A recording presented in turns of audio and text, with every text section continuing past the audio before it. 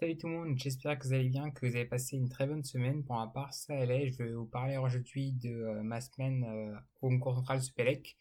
D'ailleurs, merci vraiment à tous ceux qui ont mis des pouces bleus, commenté la dernière vidéo. C'était assez sympa. J'ai retrouvé plein de gens en commentaire que je connaissais, donc c'était cool et il y avait des questions intéressantes. Donc, si vous l'avez toujours pas regardé, n'hésitez pas à la regarder. Je vous mettrai un petit disclaimer en haut pour une petite barre en haut pour que vous puissiez aller la voir sur le débrief du concours XNS. Donc aujourd'hui, voilà, il y a un petit problème de luminosité, mais comme ça va aller. Aujourd'hui, débrief du concours central. Franchement, enfin, je vais déjà aller épreuve par épreuve. Après, je parlerai de mon ressenti général. Alors, on va commencer par mathématiques 1, première épreuve. Déjà, j'étais beaucoup plus détendu, enfin, parce que, évidemment, j'ai déjà fait une semaine, donc j'avais pas le trac quand on commence. Donc là, en gros, le thème au départ, enfin, la problématique, elle était probabiliste, c'était on prend des matrices symétriques dont les coefficients sont des variables aléatoires indépendantes, mutuellement indépendantes, centrées, réduites. Euh, et à valeur réelle, bien sûr. Enfin, sinon, ça n'a pas de sens. Et on regarde le spectre. Et ce qui s'est aperçu, Eugene Wiener, en étudiant la répartition de l'énergie dans des atomes lourds, c'est que, en gros, la répartition des valeurs propres formait un cercle, un demi-cercle.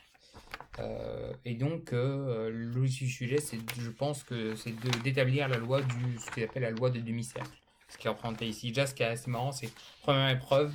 Même les historiens étaient assez intrigués puisqu'ils voient le sujet, ils voient qu'il y a un cercle. Enfin, ça donne même pour quelqu'un qui s'intéresse pas aux mathématiques, c'est quand même marrant de voir ce type de graphique en bas qui forme un cercle. On voit jamais ça.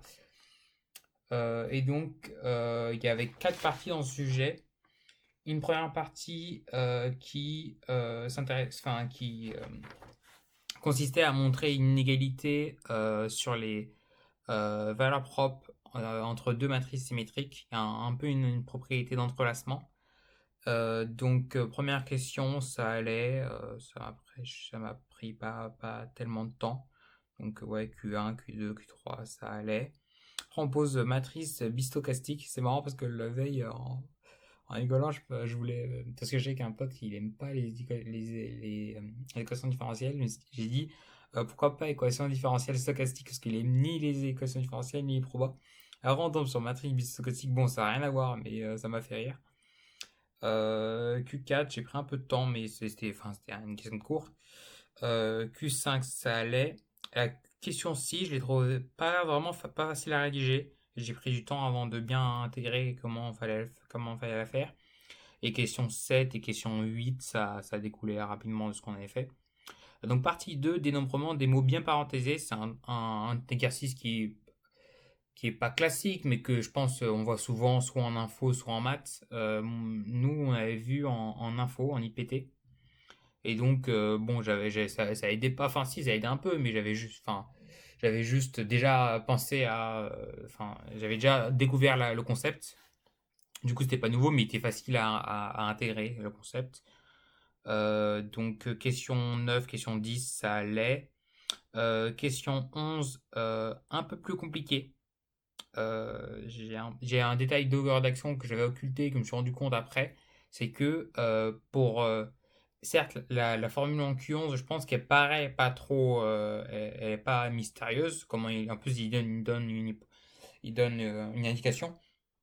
Mais il faut trouver la bonne manière de le rédiger parce que ça découle. Enfin, je ne vais pas rentrer dans les détails, mais ça découle d'un passage dans un passage aux cardinaux dans une réunion disjointe. Et donc, il fallait bien se débrouiller pour dire qu'on peut dénombrer les mots bien parenthésés de longueur de n en faisant une réunion disjointe selon la manière dont ils sont décomposables. Bon, bref, je pense l'avoir réussi et je pense qu'elle n'était pas si facile qu'elle en allait. Ouais, c'est sûrement pour ça qu'ils ont donné l'indication. À mon avis, ils auraient pu ne pas la donner. Mais souvent, enfin, c'est comme souvent, ils donnent des indications. Enfin, Ok, évidemment, ça aide parce que tu trouves plus vite. Enfin, en fait, ça permet de trouver plus vite, je pense. Mais sinon, souvent, les indications qu'ils donnent, je trouve qu'ils pourraient ne pas les mettre. Et je pense que ce serait plus intéressant parce que ça. Enf- Je sais pas. Enfin, ce serait plus intéressant dans le sens où on verrait ceux qui ont vraiment sont partis dans une idée et qui ont développé leur propre réflexion. Et en même temps, ça permet d'aller plus vite et de juste voir qui, à partir de l'indication, a vraiment. De toute façon, si on n'a pas compris le truc, même avec une indication, on ne réussit pas. Donc, je peux comprendre pourquoi ils ont cette tendance à mettre beaucoup d'indications, tandis que dans les sujets XENS, par exemple, il n'y en a quasiment jamais. À part quand on voit une indication, c'est que la question est compliquée si on l'a jamais faite. Question 12, ça allait, un produit de Cauchy, ou fais gaffe à la rédaction. Question 13, j'ai trouvé enfin, je sais pas c'était quoi la bonne manière de la rédiger. Je pense elle était pas compliquée, mais fallait trouver une bonne manière de la rédiger. Ah non, enfin, ah oui, non, ça va, ça allait. Ça allait. Oui, je trouve juste que en fait, tout le raisonnement, en général, enfin, question 12, question 13, question 14, c'est un raisonnement classique, c'est on arrive à exprimer à avoir une relation de récurrence sur une suite, et on cherche à déterminer l'expression de la série entière qui lui est associée, et du coup, on injecte l'expression de récurrence qu'on a, et après, on en déduit plein de trucs sur comment est vraiment la série entière. Et le fait qu'il soit décomposé comme ça m'a un peu perturbé, parce que parfois il y a des raisonnements qui étaient suivaient dans une telle question, je le faisais avant ou après. Juste ça. Mais après, ça allait. Question 15, ça allait, mais j'ai lu vite. Donc, j'avais lu Racine de 1 plus U. Ensuite, 5 minutes avant la fin, j'ai une erreur de signe et je ne comprends pas. Après, je relis cette question, alors que j'étais déjà passé à la question 16 et je vois un moins U et pas un plus U. Du coup, comme quoi, vraiment, relisez les questions quand vous galérez, même relisez les questions d'avant. C'est surtout ça qui peuvent vous débloquer. Parfois, ça peut être un truc très tôt. Et question 16, ça découlait rapidement par identification de série entière, enfin, unicité du développement de série entière. J'ai pas regardé les parties 3 et 4. Je pense pas que ça va être trop grave. Enfin, niveau points. Et c'était des probas en gros. Franchement, ça avait l'air plutôt intéressant, le sujet, je trouve. La problématique, mais vraiment long. Et enfin, c'est un peu ça le défaut, je trouve, des sujets centrales, c'est que souvent, pour arriver au résultat intéressant, on a un long sujet, et du coup, ça fait des sujets super ambitieux, où, enfin, non, je pense, personne ne finit le sujet. Et c'est un peu frustrant, parce que voilà, se dire que c'est un sujet intéressant, mais qu'on peut même pas en faire la moitié, c'est. Je pense qu'ils devraient quand même s'adapter et faire un petit effort. Mais bon, après, c'est leurs exigences et voilà, je les comprends. Enfin, je les comprends un peu, mais ils veulent nous laisser choisir ce qu'on sait faire. Mais bon, le sujet est super long et j'ai traité vraiment une petite partie. Après, je pense pas que ce sera un problème pour la notation. Je pense ne pas l'avoir plutôt bien réussi cette épreuve. Donc, deuxième épreuve, c'est mardi après-midi, parce qu'on a commencé mardi. Rédaction, c'est-à-dire français, avec un joli nom. Alors, le résumé. J'ai appris, il faut parler de ça. À Centrale, ils donnent les sujets enfin, sujets retournés à chaque fois, quand ils distribuent les sujets retournés comme chaque concours. Sauf qu'ils n'ont pas de feuille en plus qui permet de ne pas montrer. Enfin, qui permet de cacher le sujet. Du coup, à chaque fois, dès qu'ils distribuent les sujets, on 5 minutes à l'avance, enfin 3 minutes à l'avance, on les voit, on les lit. Du coup, ça me permet de commencer déjà à réfléchir. Par exemple, j'ai lu quand on est distribué, je disais le sujet de dissertation, je commençais déjà à y réfléchir. Et c'est un sujet de dissertation qui m'a beaucoup inspiré. Mais bon, on y reviendra. Déjà résumé, première lecture du texte, je ne comprends rien au texte. Enfin, vraiment pas beaucoup. Enfin, je ne voyais pas qu'est-ce qu'il voulait dire, c'était quoi le sens du texte. Ensuite, je le relis deux fois, je revois certains passages, etc. Et là, je commence à comprendre l'idée. Du coup, j'étais plutôt content. Et je pense l'avoir bien compris. Je pense. Mais voilà, il se répétait souvent beaucoup. Mais l'idée me paraissait claire à la fin. Et ça me donnait des idées en même temps pour la dissertation. Ça, c'est bien à Centrale, c'est pour l'épreuve de français, c'est que le travail de résumé nourrit, pendant que tu travailles dans le résumé, ton cerveau en fond, il commence déjà, il y a plein d'idées qui fusent. Parce que moi, pendant le résumé, c'était comme ça. J'avais plein de citations qui me revenaient parce que ça me faisait penser au texte et donc aussi les dissertations, parce qu'il est lié directement à l'idée du texte. Et donc, la dissertation m'a vraiment inspiré. Et voilà, j'ai fait trois parties. avec 2 sous-parties chacune. D'habitude, j'ai plus l'habitude de faire 3 parties avec 3 sous-parties pour les 2 premières et 2 pour la troisième, donc ça fait 8 sous-parties. Là, j'en ai fait 6. Du coup, ça me laissait le temps enfin, ça me permettait d'aller vite dans l'écriture du plan et j'ai fait le plan très rapidement. J'ai jamais fait un plan aussi rapidement, franchement, en 20 minutes, il était bouclé, 20 à 30 minutes. Par contre, ma grosse erreur, c'est que, enfin, souvent, parfois, il y a des sujets où la problématique vient tout le temps, vient tout de suite. Il y a d'autres sujets où le plan vient tout de suite. Et là, il y avait les exemples me venaient tout de suite. Du coup, j'ai construit le plan à partir des exemples. J'ai pas commencé à réfléchir à la problématique. Et du coup, j'ai pas écrit de problématique au brouillon. Et j'y ai même pas pensé parce que du coup, j'étais à fond dans la réflexion. Et finalement, j'ai pas écrit de problématique. Et c'est quand même grave. J'ai fait un plan vraiment qui répondait au sujet, enfin, j'aurais pu faire une problématique qui collait à mon plan, vraiment. Du coup, j'ai oublié d'écrire et j'ai créé une problématique. Alors là, vraiment, j'ai vraiment les boules parce que déjà la semaine dernière à XNS, j'ai oublié le titre en anglais. Et du coup, je me dis, enfin, c'est vraiment une catastrophe. Je suis vraiment une catastrophe en épreuve. J'ai l'impression que j'oublie tout. En plus, c'est des trucs que j'ai jamais fait. J'ai jamais oublié un titre de synthèse cette année en DS et jamais oublié une problématique en DS. Enfin, j'ai jamais oublié ce genre de détails. Enfin, c'est même pas un détail, c'est pas important, c'est la méthode. En plus, je me souviens que pendant que je rédige l'introduction sur ma copie, je me dis dans ma tête Acapop, c'est ce que mon mémotechnique que j'avais retenu pour l'introduction. Et du coup, je me dis ça pour savoir, attends, est-ce que ça à ce moment-là, je dois placer dans ce plan? Et j'oublie et je me prends même pas le temps de vérifier tous les points, de me dire, attends, Acapop, c'est-à-dire quoi? Amorce, citation, analyse. Et un peu, j'ai vraiment pris du temps pour analyser la citation. Et j'ai oublié la problématique. Bon, tant pis. On verra ce que ça donne. Euh, Même en anglais, en dictionnaire, ça m'intéresserait de voir ce que ça donne. Parce que je pense avoir fait une citation pas trop dégueu. Et il faudrait voir, est-ce qu'un correcteur il va se dire, face à une absence de problématique, mais avec tout le reste, c'est-à-dire vraiment, j'ai fait analyse, j'ai beaucoup plus analysé que d'habitude, j'ai essayé de terminer des sujets, etc. Enfin, je pense, avoir un effort. Donc, je suis intéressant et curieux de voir ce que ça a donné, qu'est-ce que le correcteur va juger de ma copie. Enfin, j'aurai juste la note, mais par rapport au fait qu'il n'y a pas de problématique. Parce que c'est un oubli, enfin, c'est un oubli manifeste, hein. Vraiment, je sais très bien qu'il faut mettre une problématique. Je suis pas con, c'est comme il faut. Enfin, je suis pas con. Je connais la méthode. Et c'est comme je sais qu'il faut mettre un titre en anglais. Mais bon, c'est comme ça. Et voilà, moi aussi, si j'avais un truc à retenir de ces concours, c'est que je suis un peu tête en l'air quand je passe les épreuves. Voilà, c'est tout pour le français. On passe à physique 1, c'était mercredi matin, 4h. La rue est vers l'or, le titre donne vraiment envie. C'était plutôt intéressant, c'est en gros, il y a des nanoparticules qui sont en or et qui ont des propriétés particulières. Et on s'intéressait à ça.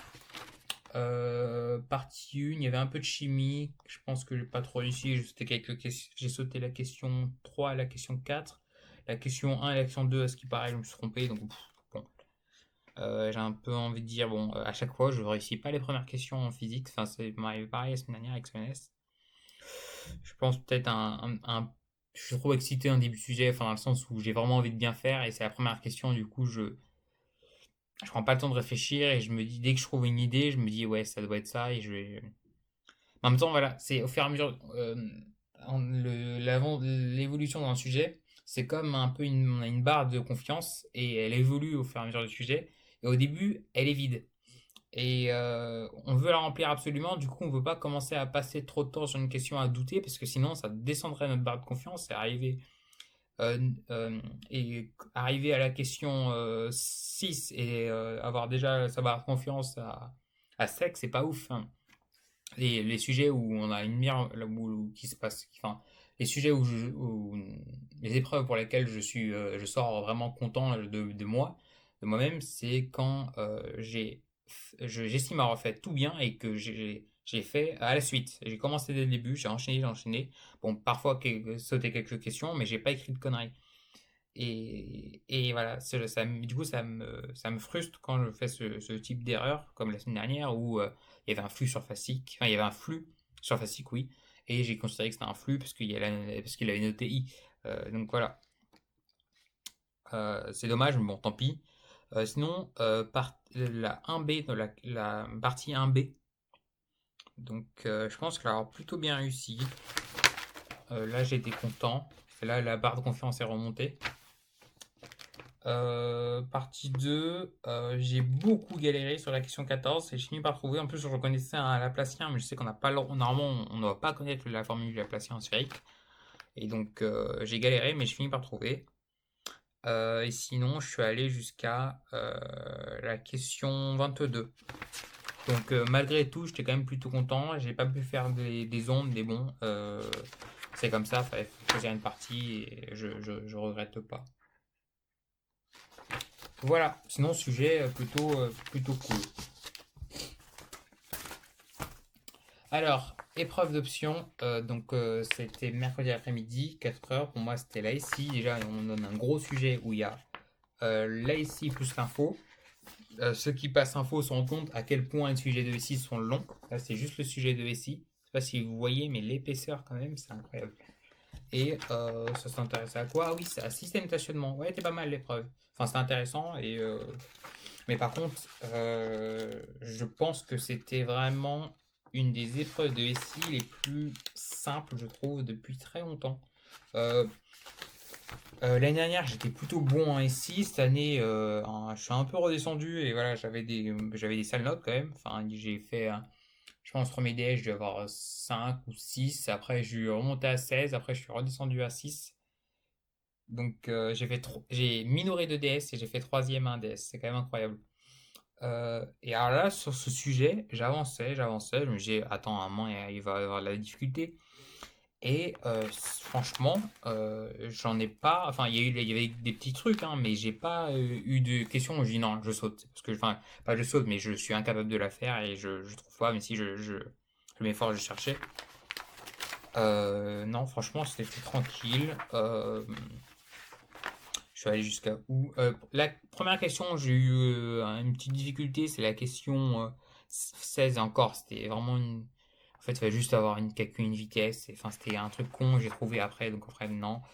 Et je suis allé jusqu'à où? Jusqu'à où?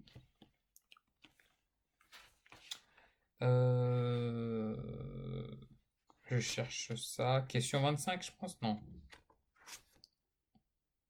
Question 24. Question 24. Ouais. Et dans le sujet, il y avait 33 questions. Donc voilà, j'étais plutôt content à la sortie de l'épreuve parce que voilà, enfin je réussis l'épreuve de SI, enfin j'ai une journée où le SI m'a fait des épreuves pas mal. Vraiment, ça change de XENS où les journées c'était faut survivre. Donc jeudi matin, physique chimie 2 et le mot chimie est important dans le titre de l'épreuve et pas à retirer parce qu'ils ont mis quasiment moitié chimie. Et une de mes appréhensions avant les concours, c'était le fait que je sois pas à point sur la chimie, parce que cette année, je faisais que les sujets XENS en DS, où il n'y avait pas de chimie, et je taffais, enfin, je faisais les égos de chimie de notre prof, mais mis à part ça, j'avais jamais été évalué en chimie de l'année. Et finalement, ça s'est plutôt bien passé. Franchement, il y avait un peu de cristallo qu'on avait révisé en classe à la fin. Il y avait la thermodynamique et thermochimie, comme d'hab. J'ai trouvé ça intéressant. Par contre, il y a une question, il demande de donner les noms de 4 capteurs. Et franchement, je trouve ça abusé parce qu'on n'a pas, on est quand même la génération sans TP, entre guillemets.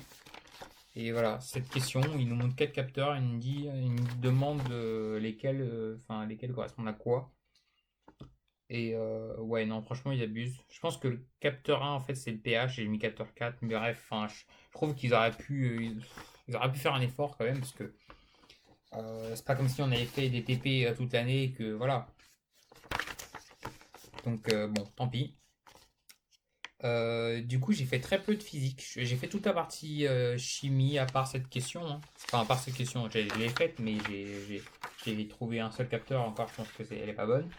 Mais sinon, j'ai fait tout jusqu'à la question 20, la question 20. Donc finalement, j'ai fait 3 questions de physique. et 17 questions de chimie, donc un peu. Non, même pas, j'ai aussi fait la question 28 où il fallait donner les formulations intégrales des équations de Maxwell, donc un gâteau. Du coup, 4 questions de physique et 17 questions de chimie, donc ouais, plutôt déséquilibré. Ouais, mais d'ailleurs, j'ai galéré sur la question. Il fallait déterminer la différence de marche pour les trous de Young. Je me disais, mais c'est pas possible, comment j'arrive à galérer? Je sais qu'il faut utiliser Pythagore, je sais qu'il faut utiliser. Enfin, je savais les approximations qu'il fallait faire. En fait, c'est juste qu'en classe, on l'avait fait sans lentilles. Et dans ma tête, on l'avait fait. Enfin, j'ai pas réfléchi à ça, mais avec enfin, c'est après, en parlant d'autres élèves de ma classe de l'épreuve, que je me suis rendu compte que dans le cours on l'avait pas fait avec une lentille, du coup c'est normal que ça me paraissait que j'arrivais pas à retrouver, j'avais l'impression que j'avais pas l'impression de déjà vu. Et bon, finalement j'ai trouvé, donc du coup j'étais content, mais ça m'a pris un bon 30 minutes quand même. Voilà. Et en plus, enfin, ce qui est assez bizarre, c'est au début on voit un circuit primaire, ça s'appelle circuit primaire d'une centrale nucléaire.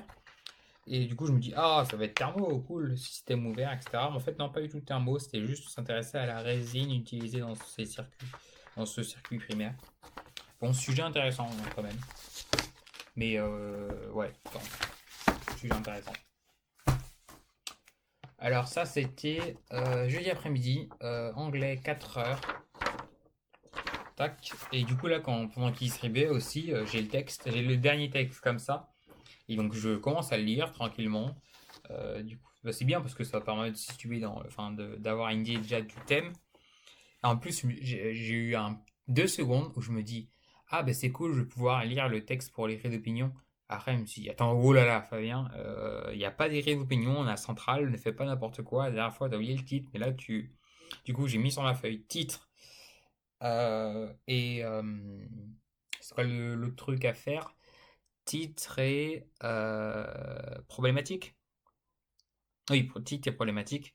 Non, mais à chaque fois, je sors avec l'impression d'avoir oublié quelque chose. C'est maintenant, c'est horrible. Et ouais, du coup, j'ai mis mon titre et j'ai mis la problématique.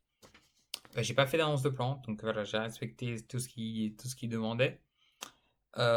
Sinon, le thème c'était est-ce qu'il faut garder les statuts des personnes esclavagistes.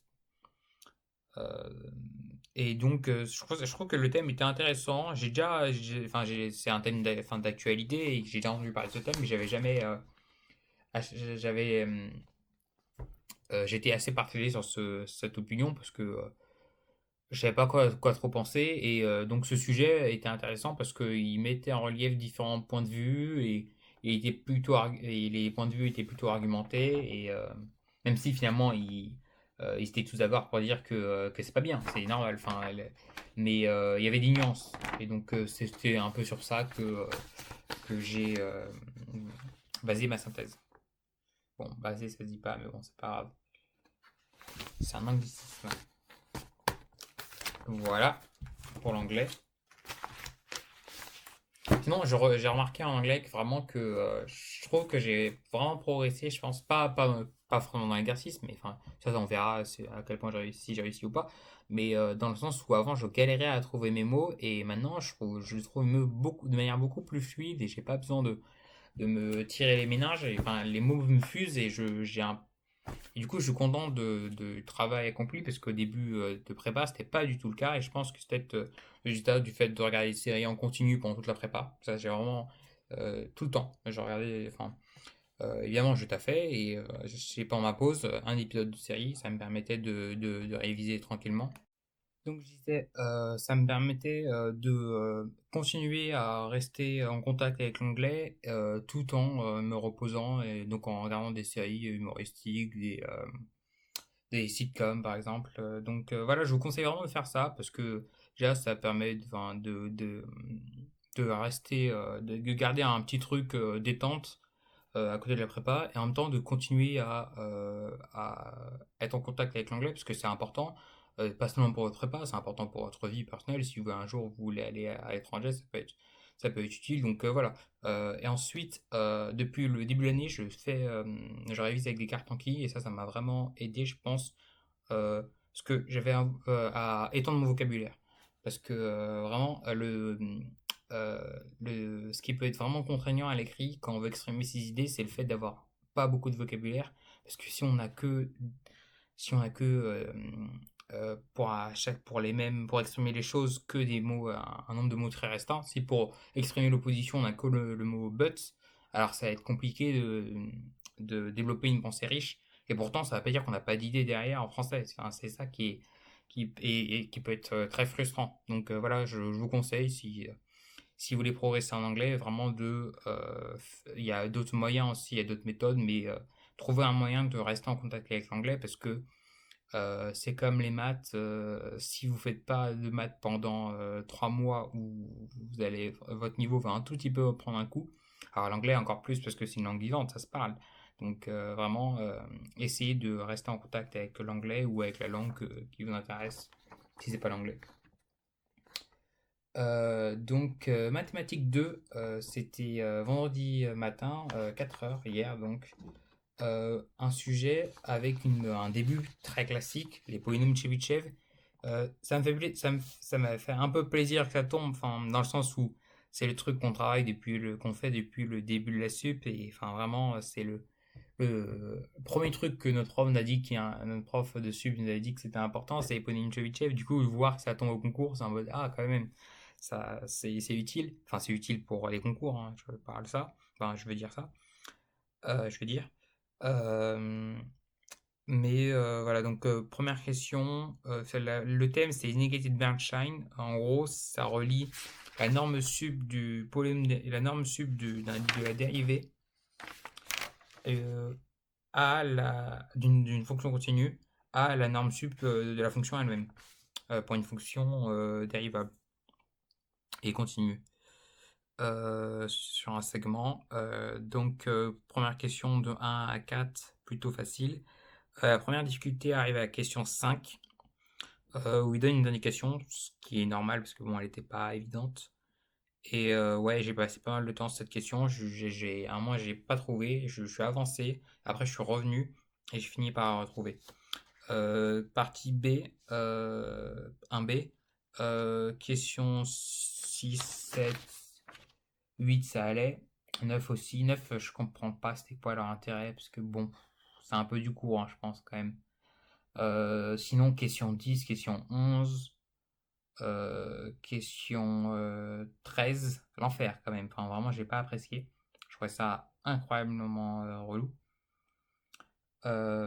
Sinon, j'ai pas eu le temps de faire la question 14. Enfin, j'ai commencé, mais j'ai galéré. Du coup, j'ai avancé. Question 15, question 16, ça allait. J'ai pas réussi. Question 17, question 18, question 18, j'ai pas traité. Et question 19, il me demande s'il peut avoir égalité dans l'égalité précédente. Et j'avais lu cette question beaucoup plus tôt, donc j'avais plus de lucidité. Et il se trouve que dans la partie 1A, on avait un exemple de cas d'égalité. Sinon, partie 2, j'ai pas eu le temps de la traiter. Donc j'ai fait partie 1 sauf 3 questions. Partie 2, j'ai pas eu le temps de la traiter. Je trouve ça un peu dommage parce que je pense que j'aurais bien aimé les intégrales, les théorèmes de continuité, etc.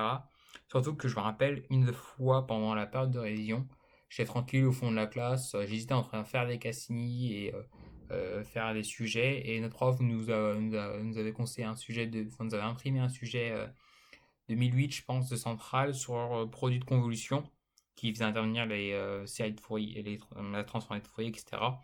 Finalement, j'avais la flemme ce jour-là, du coup, je l'avais pas fait. Et ça tombe sur produit de convolution, transformé de Fourier d'une fonction, du coup, bon. Après, je pense que j'aurais réussi sans faire, ça m'aurait. Peut-être que je serais allé plus vite, mais bon, de tous les cas, je l'ai pas fait et j'aurais pu le faire, je pense. Mais bon, tant pis, de toute façon, il faut choisir et je pense pas que. Je pense que il y a très peu de gens qui réussissent à traiter une partie une partie plus un bout de d'autres parties. Et bon, et encore, il y a aussi la rédaction qui va compter et il faut déjà que ce soit juste. Donc voilà, sinon, le sujet, je l'ai trouvé un peu fade hein, quand même. Parce que, ouais, ouais, non, j'ai pas trop intéressant. Vraiment, j'ai pas aimé le sujet.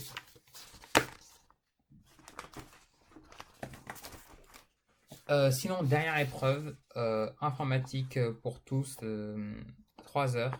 Franchement, ils ont attendu la dernière épreuve pour nous donner le meilleur sujet. Enfin, j'ai trouvé cette épreuve super intéressante, vraiment, j'ai trouvé ça passionnant. Donc le sujet présentait une méthode de génération d'images en 2 dimensions représentant des objets dans l'espace éclairés par des sources lumineuses. Une technique appelée lancer de rayons qui s'appuie sur les lois de propagation de la lumière et confère une grande qualité de rendu. Je vous montre le rendu que ça donne. Je trouve ça vraiment stylé. C'est une boîte avec des boules. On voit le reflet, etc. Si vous pouvez télécharger le sujet, sûrement le sujet est sur le site du site de Centrale. Mais peut-être je le mettrai dans la description pour que vous puissiez le voir. Mais vraiment, je trouve ça super. Dès le début, l'accroche me donnait envie de m'intéresser à ce sujet. Alors, première partie, plutôt facile, les 4 premières questions. Question 5, question 6, ça allait. Question 7, une question de géométrie assez drôle. Enfin, drôle. C'est drôle parce que je pense qu'il y en a plein qui ont été dépourvus par la question. C'est possible quand même. Parce que la géométrie, c'est pas ce qu'on fait toujours, mais pourtant, c'était pas compliqué. Question 8, intéressant aussi, vraiment, je trouvais ça passionnant et j'avais dans ma tête, ça fusait, j'avais plein d'images. En gros, par exemple, il y a une boule et on s'intéressait à est-ce qu'un rayon traverse la boule et donc s'il traverse pas, alors tu envoies none, s'il traverse, tu donnes le premier point d'intersection. Ensuite, on s'intéresse à l'horizon. Si tu as une sphère et tu as un point sur le truc et tu as une source qui est quelque part dans ta scène, tu t'intéressais au fait, est-ce que la problématique, la question, est-ce que en ton point P, la source S est visible? Et donc, du coup, tu disais on va faire l'horizon, la tangente à la sphère en ce point P. On va regarder si la source est au-dessus ou en dessous. Et si elle est en dessous, elle n'est pas visible. Si elle est au-dessus, elle est visible. Enfin, je trouvais ça super intéressant comme concept et la manière dont c'était posé. Donc, le sujet m'a vraiment passionné. Je suis allé jusqu'à la question 22. J'ai pas eu le temps de traiter les questions de complexité, question 23 et question 24. Et sinon, la partie 5 que j'ai pas traitée, c'est des pistes d'amélioration. Donc, il me restait 8 questions. Sinon, le sujet que j'ai vraiment très bien apprécié, vraiment apprécié. Et à tel point que je pense que je vais le finir tout seul là et l'implémenter, juste pour voir ce que ça donne et pour voir si on peut vraiment construire les images, l'image qui est promise ici. Et voilà. Je pense que depuis le début des concours, c'est le sujet qui m'a le plus intéressé.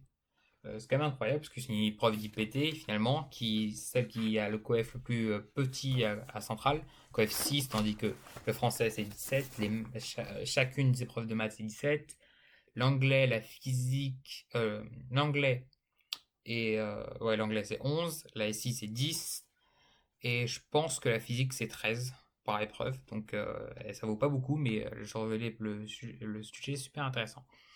Donc sinon un bilan de cette semaine, d'ailleurs quand même Central, c'est assez incroyable le gâchis en papier qui est fait, parce qu'en fait il nous donne 10 copies à chaque fois, sauf pour les matières littéraires il nous en donne 5, et enfin pour l'anglais, français il nous en donne...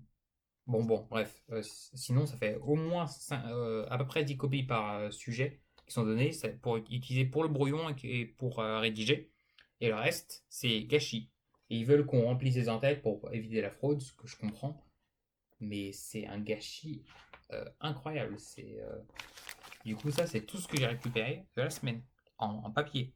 Du coup, je pense que je vais utiliser. Peut-être que si je fais 5 demi, j'utiliserai comme.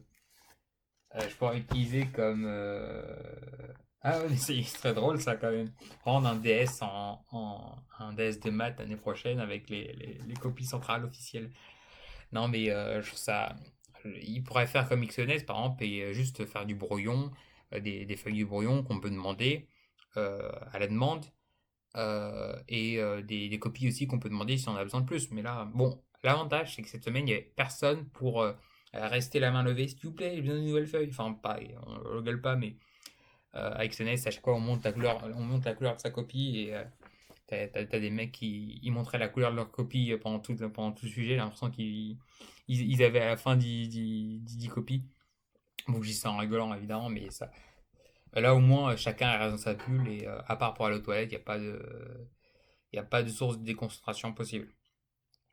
Sinon, j'ai passé une bonne semaine. J'ai vraiment vu la transition par rapport à XNS, c'était quand même plus facile, enfin plus abordable et on sentait que la connaissance du cours était valorisée, tandis qu'avec CENS, il suffit pas de connaître bien son cours pour bien se sortir.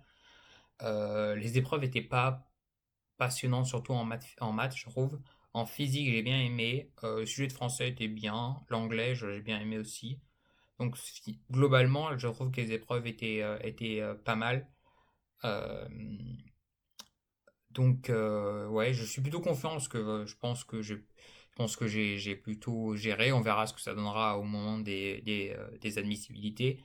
Je pense pas avoir fait une erreur où je me suis planté, avoir fait une épreuve où je me suis planté. Bon, il y a la petite bourde en français, mais bon, ça, peut-être que ça devrait passer.